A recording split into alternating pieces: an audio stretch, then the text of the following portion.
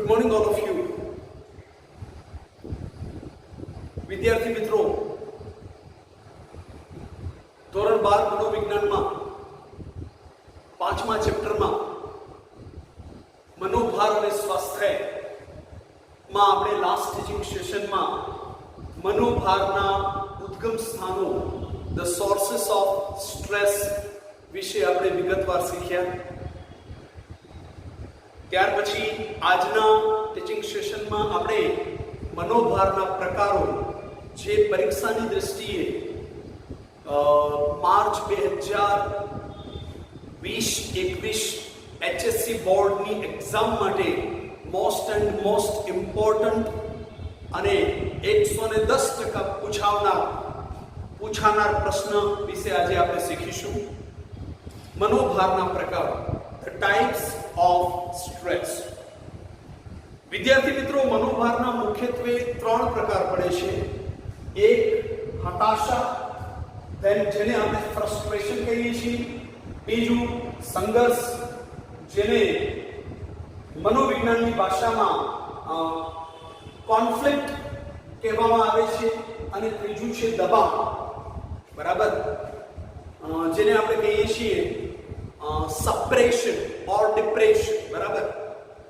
તો વિદ્યાર્થી મિત્રો, પહેલા જોઈએ આપણે હતાશા વિશે. હતાશા શબ્દ એવો છે જે તમે તમારા રોજિંદા જીવનમાં કોઈને કોઈ પરિસ્થિતિના સંદર્ભમાં એ શબ્દનો ઉપયોગ કરો છો, પરંતુ ખરેખર મનોવૈજ્ઞાનિક દ્રષ્ટિએ હતાશા એટલે શું? તો જ્યારે તમારા લક્ષ્ય પ્રાપ્તિના માર્ગમાં કોઈ અવરોધ પેદા થાય છે યા અવરોધ ઉપસ્થિત થાય છે અને તમે તમારા લક્ષ્યને પ્રાપ્ત નથી કરી શકતા, ત્યારે જે માનસિક પરિસ્થિતિનો તમે અનુભવ કરો છો એ છે હતાશા. હતાશા શબ્દની જોડણી છૂટી પાડશું તો હત વત્તા આશા એટલે કે હતાશા, એટલે કે જેની આશા જે છે, બરાબર, કોઈ લક્ષ્ય પ્રાપ્તિ માટેની, કોઈ સિદ્ધિ માટેની, બરાબર, કોઈ ધ્યેય પ્રાપ્તિ માટેની આશા અને એના પ્રયત્નો જે છે એનું ભાંગી પડવું. ખાસ કરીને મેં તમને કીધું એ પ્રમાણે, બરાબર, કે તમારા લક્ષ્ય પ્રાપ્તિ, તમારો કોઈ ધ્યેય છે, તમને કોઈ સિદ્ધિ પ્રાપ્ત કરવી છે અને એ લક્ષ્ય પ્રાપ્તિ, ધ્યેય પ્રાપ્તિ કે સિદ્ધિ પ્રાપ્તિના માર્ગમાં અવરોધો ઉપસ્થિત થતા, મુશ્કેલી યા અડચણો ઉપસ્થિત થતા તમે તમારા લક્ષ્યને, ધ્યેયને, સિદ્ધિને પ્રાપ્ત નથી કરી શકતા, ત્યારે એમ કહી શકાય કે લક્ષ્ય પ્રાપ્તિ, ધ્યેય પ્રાપ્તિ, સિદ્ધિ પ્રાપ્તિ માટેની તમારી જે આશા જે છે, તમારી આશા એ જે છે એ તૂટી જાય છે, બરાબર. તમારી આશા અહીંયા ભગ્ન થાય છે, અથવા એમ કહી શકાય કે આશા તૂટતા તમને તમારા પ્રયત્નોમાં તમે નિરસ બની જાઓ છો, નિરાશા તમને ફીલ થાય છે, નિષ્ફળતાનો ભાવ તમને ફીલ થાય છે. તો એને મનોવિજ્ઞાનની ભાષામાં હતાશા, ફ્રસ્ટ્રેશન કહેવામાં આવે છે. વિદ્યાર્થી મિત્રો, હતાશાના ઉદાહરણમાં આપણે એમ લઈ શકીએ કે માની લો કે કોઈ વિદ્યાર્થી જે છે એ ધોરણ 12 વિજ્ઞાન પ્રવાહમાં એને એડમિશન લીધું છે, બરાબર. હવે એને મેડિકલ સાયન્સમાં જવું છે, પરંતુ જે પણ કહો કે તે માટેની ગુજકેટ કે અન્ય જે પરીક્ષાઓ લેવાય છે એમાં એ વિદ્યાર્થીનો ઓછો સ્કોર થતા, એનો મેરિટમાં સમાવેશ ન થતા, એ વિદ્યાર્થીને મેડિકલ સાયન્સમાં પ્રવેશ ન મળતા એને એન્જિનિયરિંગની લાઈન તો નહીં નીકળે એના માટે, કારણ કે એનું બાયોલોજી હશે માટે, પરંતુ એને માની લો કે BSc કરવું પડે છે, બરાબર. યા અન્ય કોઈ કોર્સીસમાં એને જોડાવવું પડે છે ત્યારે એ શરૂઆતમાં જે છે એ હતાશા અનુભવે છે, કારણ કે એની લક્ષ્ય પ્રાપ્તિ, એની ધ્યેય પ્રાપ્તિ, એની સિદ્ધિ એ મેડિકલ સાયન્સમાં એડમિશન લઈ અને આગળ વધવા માંગતો હતો, પરંતુ એને એ પ્રમાણેનું રિઝલ્ટ, ફેવરેબલ રિઝલ્ટ ન મળતા એમ કહી શકાય કે એની જે એક આશા હતી એના પર પાણી ફરી વળે છે, એની આશા અહીં ભાંગી પડે છે, એની આશા અહીં વેરવિખેર થઈ જાય છે, માટે એને કહેવાય છે હતાશા. બરાબર? તો એવી પરિસ્થિતિમાં, એવા સમયે વ્યક્તિને જે છે એ પરમ તો ન કહી શકાય, પરંતુ તીવ્ર હતાશાની લાગણીથી વ્યક્તિ જે છે એ પીડાય છે. બરાબર? તો હતાશા જે છે એ તમને સ્પષ્ટ સમજાયું હોવું જોઈએ કે આપણે હતાશા કોને કહીશું. બરાબર? હતાશા વિશે શીખ્યા. બરાબર?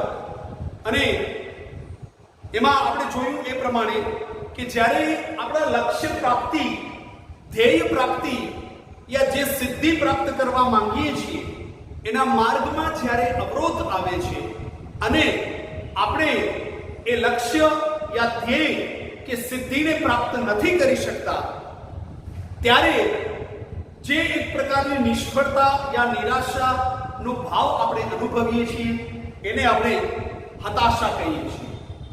બરાબર? ઇંગ્લિશમાં એના માટે ફ્રસ્ટ્રેશન એવો શબ્દ છે. હવે હતાશાના ઉદાહરણમાં આપણે જોયું એ પ્રમાણે, બરાબર, એવા બીજા કેટલાય ઉદાહરણ લઈ શકાય કે માની લો કોઈ શાળાના દિવસોમાં બહુ સારું ક્રિકેટ રમે છે અને જિલ્લા લેવલે, રાજ્ય લેવલે પણ એ રમી આવેલ છે. હવે એને નેશનલ લેવલે રમવું છે, પરંતુ ક્યાંક ભ્રષ્ટાચાર, ક્યાંક કહો કે જે પણ ફેક્ટર હોય જેના પરિણામ સ્વરૂપ ક્યાંક લાગવગશાહી, બરાબર, ક્યાંક નાણાંનો અભાવ વગેરે કારણોસર એ વ્યક્તિ નેશનલ લેવલે નથી રમી શકતો, ત્યારે એને હતાશા એ અનુભવે છે. હવે વિદ્યાર્થી મિત્રો, હતાશાની અસરો જે છે એ હતાશાની તીવ્રતા પર આધાર રાખે છે. હતાશા જો હળવી કક્ષાનું છે તો વિશેષ કોઈ હાનિ યા નુકસાન આપણા માનસિક સ્વાસ્થ્યને કરતું નથી, પરંતુ જ્યારે હતાશા બહુ મોટા પાયા પરની અને તીવ્ર કક્ષાએ હોય ત્યારે આ વ્યક્તિને એના માટે જેને કહીએ ને કે માનસિક સ્વાસ્થ્યની દ્રષ્ટિએ અને સમગ્રપણે સ્વાસ્થ્યની દ્રષ્ટિએ વ્યક્તિને બહુ મોટા પાયા પર હાનિ કરે છે. માટે હતાશામાંથી બચવું એ આપણા સમગ્રપણે સ્વાસ્થ્ય માટે બહુ જ જરૂરી છે. અને એના માટે ઘણા બધા રસ્તાઓ છે. બરાબર? કે જ્યારે તમને હતાશા ફીલ થાય, બરાબર, ત્યારે તમે તમારા શોખની પ્રવૃત્તિમાં જોડાઈ જાઓ, ત્યારે તમે પ્રકૃતિના સાનિધ્યમાં થોડું ફરવા માટે નીકળી જાઓ, બરાબર, ત્યારે તમે રમતગમતની કોઈ પ્રવૃત્તિમાં જોડાઈ જાઓ. આ પ્રકારે અનેક એવા રસ્તા છે કે જેથી તમે તમારી હતાશાને દૂર કરી શકો છો. ત્યાર પછી છે સંઘર્ષ. હવે વિદ્યાર્થી મિત્રો, સંઘર્ષ માટે આપણે એમ કહીએ છીએ કે કોન્ફ્લિક્ટ. તો કોન્ફ્લિક્ટ, સંઘર્ષ ક્યારે પરિસ્થિતિ ઊભી થાય તો જ્યારે એક કરતા વધુ વિકલ્પો, ઓપ્શન્સ આપણી સામે અવેલેબલ હોય છે, પરંતુ કોઈ કયા ઓપ્શનને સિલેક્ટ કરવું યા કયા ઓપ્શનને લઈને આપણે આગળ વધવું, એવી અનિર્ણયાત્મક જ્યારે પરિસ્થિતિમાં હોઈએ છીએ યા અનિર્ણયાત્મક એક માનસિક સ્થિતિમાં આવી જઈએ છીએ, uncertainty of the decision making, A uncertainty of the decision making જે છે, ડિસિઝન મેકિંગમાં જે અનસર્ટેનિટી છે, અનિર્ણાયકતાની આપણી મનોદશા જે છે, માનસિક પરિસ્થિતિ જે છે, બરાબર, એને આપણે શું કહીશું? એને આપણે સંઘર્ષ કહીશું. હવે સંઘર્ષના મુખ્યત્વે 3 પ્રકારો છે: અભિગમન સંઘર્ષ, વિગમન સંઘર્ષ, વિગમન સંઘર્ષ. અભિગમન સંઘર્ષ જે છે એ એક રીતે જો જોવા જઈએ તો સકારાત્મક છે. તમે કહેશો સર સંઘર્ષ અને સકારાત્મક હોઈ શકે? સકારાત્મક એટલા માટે કે અહીં 2 વિકલ્પોમાંથી કોઈ એક વિકલ્પ જે છે એની પસંદગી કરવાની હોય છે અને વ્યક્તિ જે અનિર્ણયાત્મક મનોસ્થિતિમાં મુકાય છે, માનસિક સ્થિતિમાં, ત્યારે એને અભિગમન સંઘર્ષ કહેવામાં આવે છે. બરાબર? વિદ્યાર્થીના ફેમિલીમાં માની લો કે એક મેડિકલ સાયન્સમાં કોઈ એક વ્યક્તિ છે, કોઈ એક વ્યક્તિ એન્જિનિયરિંગના ફિલ્ડમાં છે, તો આવા સમયે વિદ્યાર્થીને બંને જે છે એ ગ્રુપ ગમતા હોય છે. એનું મેથેમેટિક્સ પણ એટલું પાવરફુલ હોય છે, એટલે એને જે છે એ ગ્રુપમાં પણ જવાની ઈચ્છા છે, તો સામે એને મેડિકલ સાયન્સમાં પણ એટલો જ રસ છે, બરાબર, તો એને બી ગ્રુપ પણ એટલું જ પસંદ છે. પરંતુ કોઈ એક ગ્રુપનું પસંદગી કરવાની હોય, કોઈ એક ગ્રુપનું સિલેક્શન કરવાનું હોય, અહીંયા વિદ્યાર્થી જે પ્રકારના સંઘર્ષની પરિસ્થિતિમાં મુકાય છે, જે પ્રકારની એક અનિર્ણાયક માનસિક સ્થિતિમાં મુકાય છે, એને અભિગમન સંઘર્ષ કહેવામાં આવે છે. ત્યાર પછી વિગમન સંઘર્ષ. વિગમન સંઘર્ષ જે છે એ વિદ્યાર્થી મિત્રો એક રીતે નકારાત્મક છે. નકારાત્મક એટલા માટે કે અહીંયા જે એક કરતા વધુ વિકલ્પોમાંથી આપણને ના છૂટકે, આપણને જેને કહીએ ને કે હેલ્પલેસલી, બરાબર, લાચાર, વિવશ બનીને કોઈ એક વિકલ્પની પસંદગી કરવી પડે એમ છે, પરંતુ આપણને એ બંને વિકલ્પ જે છે એ ગમતા નથી, કોઈ રીતે ફેવરેબલ નથી, કોઈ રીતે આવકાર્ય નથી, યા કોઈ રીતે એડવાન્ટેજિયસ નથી, છતાંય એ બેમાંથી કોઈ એક વિકલ્પને આપણે ના છૂટકે, વિવશ, લાચારીવશ આપણે પસંદ કરવું પડે, પસંદગી ઉતારવી પડે, ત્યારે જે પ્રકારની એક માનસિક દશામાં આપણે મુકાઈએ છીએ, બરાબર, ત્યારે એને વિગમન સંઘર્ષ કહેવામાં આવે છે. બરાબર? હવે એમાં આપણે ઉદાહરણ તરીકે લઈએ તો માની લો કે કોઈ હાઈલી એજ્યુકેટેડ વ્યક્તિ છે, બરાબર, ઉચ્ચ શિક્ષણ પામેલ વ્યક્તિ છે. હવે એને જે ખરેખર નોકરી જોઈએ છીએ એ નોકરી એને નથી મળતી, જે એનું ફિલ્ડ નથી, જીવ છે શિક્ષણનો, દાખલા તરીકે, અને એને માની લો કે કોઈ કંપનીમાં નોકરી મળે છે, તો હવે ત્યાં એ નોકરી એને પસંદ નથી. સેમ એઝ યુઝ્યુઅલ એને બેકાર પણ રહેવું પસંદ નથી, બરાબર? તો આવી પરિસ્થિતિમાં શું કરવું? અણગમતી નોકરીમાં જોડાવું, જે નોકરી કરવી એને ગમતું નથી, કારણ કે એનો ફિલ્ડ નથી, કારણ કે એ માટેનું એનું એપ્ટિટ્યુડ નથી, કારણ કે એ માટેની એની એફિશિયન્સી નથી, અને સામે બીજી બાજુ બેકારી નથી ગમતી. તો આવી પરિસ્થિતિમાં વ્યક્તિ જ્યારે મુકાય છે અને જે એક પ્રકારની મનોદશામાં યા અનિર્ણયાત્મક મનોદશામાં, અનિર્ણયાત્મક મનોસ્થિતિમાં, માનસિક પરિસ્થિતિમાં મુકાય છે અને જે મનોભાવનો અનુભવ કરે છે એને વિગમન સંઘર્ષ કહેવામાં આવે છે. બરાબર? ત્યાર પછી ત્રીજું જે છે એ છે વિગમન સંઘર્ષ. વિગમન સંઘર્ષ સકારાત્મક, નકારાત્મક બંને છે. ઉદાહરણ તરીકે સીધું તમને હું ઉદાહરણ જ આપું તો અહીંયા માની લો કે મારે યા કોઈ XYZ કે કોઈ જેને કહીએ ને કે મોટા શહેરમાં શિફ્ટ થવું છે અને મોટા શહેરમાં પણ લક્ઝરિયસ જે હાઉસિંગ સોસાયટી હોય છે યા એરિયા હોય છે એમાં એને મકાન લેવું છે જેમાં બધી આધુનિક સગવડો છે, પરંતુ એનું મેન્ટેનન્સ એને પોસાય તેમ નથી. આવી પરિસ્થિતિમાં વ્યક્તિ જે એક પ્રકારની માનસિક પરિસ્થિતિમાં મુકાય છે, બરાબર, એને મકાન પણ ખરીદવું છે પરંતુ સામે એનું મેન્ટેનન્સ જે છે એ વધુ પડતું છે, જે એને પોસાય એમ નથી.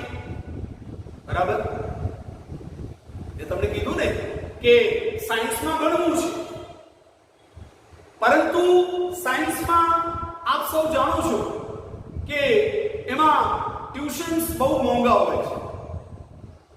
બરાબર, તો એવું બને છે કે ઘણી વખત ટેલેન્ટેડ, કેલિબર અને જીનિયસ સ્ટુડન્ટ જે હોય છે એને સાયન્સમાં ભણવું હોય છે, પરંતુ આર્થિક જે છે દ્રષ્ટિએ એ સક્ષમ ન હોય અને એ એમાં ભણી શકે એમ નથી.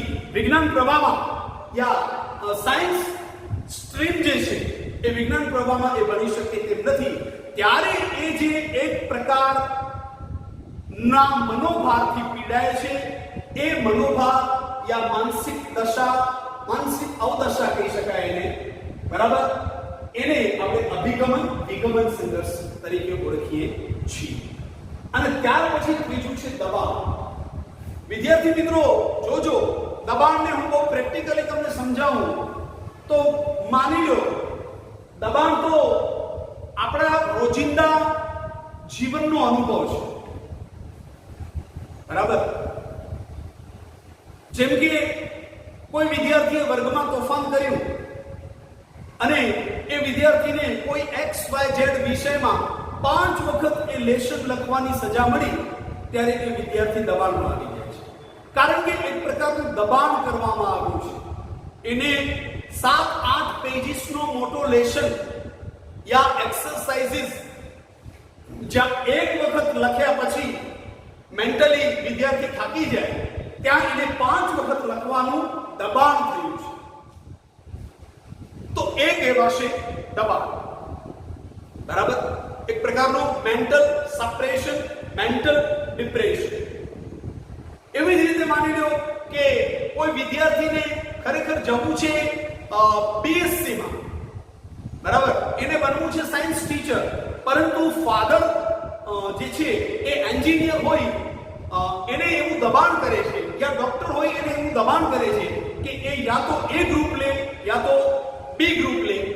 બરાબર, એટલે કે એન્જિનિયરિંગના ફિલ્ડમાં જાય યા મેડિકલ સાયન્સના ફિલ્ડમાં જાય, ત્યારે વિદ્યાર્થી પર જે દબાણ જે થાય છે, બરાબર, એને આપણે કહીશું દબાણ. બરાબર, આ રીતે અનેક પ્રકારે આપણા પર જેને કહીએ ને કે સામાજિક દ્રષ્ટિએ, વ્યવસાયિક એટલે કે જ્યાં આપણી નોકરી યા આપણો કોઈ ધંધો હોય છે, એટલે કે આર્થિક દ્રષ્ટિએ, બરાબર, માનસિક દ્રષ્ટિએ, એમ કઈ કેટલીય રીતે જે છે એ દબાણનો આપણે અનુભવ કરતા હોઈએ છીએ. અને 21મી સદીનો યુગ એ તો આપ સૌ જાણો છો, સ્પર્ધાનો યુગ છે વિદ્યાર્થી મિત્રો. અહીંયા હાઈલી ક્વોલિફાઈડ તમે બનશો પછી પણ નોકરી મળવી કે ન મળવી, પસંદગીની એટલે કે જે ફિલ્ડમાં તમે નોકરી ઈચ્છો છો એનું મળવું કે ન મળવું, બરાબર, અને જો નથી મળતું તો પછી એ નોકરી પ્રાપ્ત નથી થતી તો શું કરવું, એના માટેની જે ક્વોલિફાઈંગ એક્ઝામ્સ જે છે એની તૈયારીને લઈને દબાણ.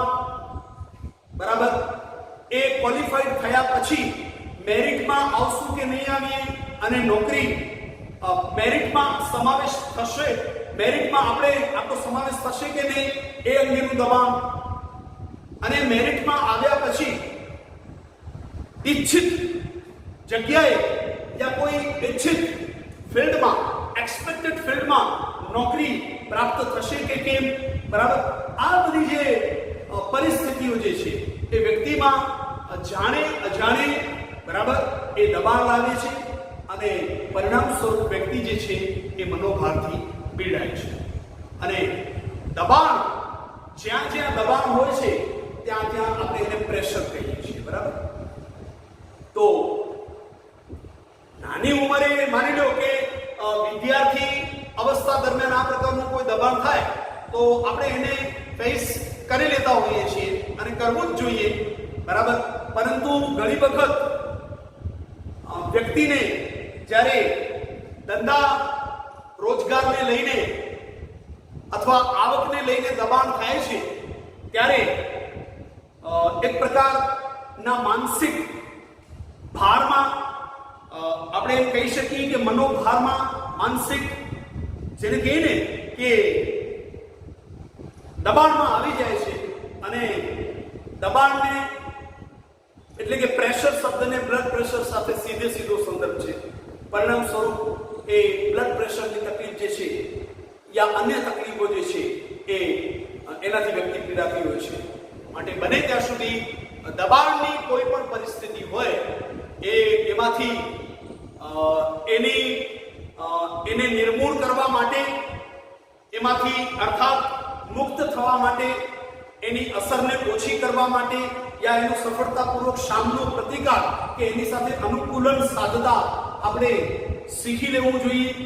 જે માટે આપણી પોતાની અંગત સૂઝબૂઝ બરાબર જેને આપણે સમજ કહીએ છીએ તે, તદુપરાંત જરૂર પડે ત્યાં સલાહ અને માર્ગદર્શન, તદુપરાંત આપણી પોતાની ક્ષમતાઓ, આપણી પાસે અવેલેબલ સંસાધનો, બરાબર, આ બધાનો જેને કહીએ ને કે ઉપયોગ વિનિયોગ કરી અને જો આપણે આગળ વધીએ તો જરૂરથી આપણે કોઈ પણ પ્રકારના દબાણની પરિસ્થિતિમાંથી એ સહેલાઈથી આપણે મુક્ત થઈ શકીએ છીએ, એની અસરને હળવી બનાવી શકીએ છીએ અને મેં તમને કીધું એ પ્રમાણે એનો સફળતાપૂર્વક આપણે સામનો યા પ્રતિકાર પણ કરી શકીએ છીએ.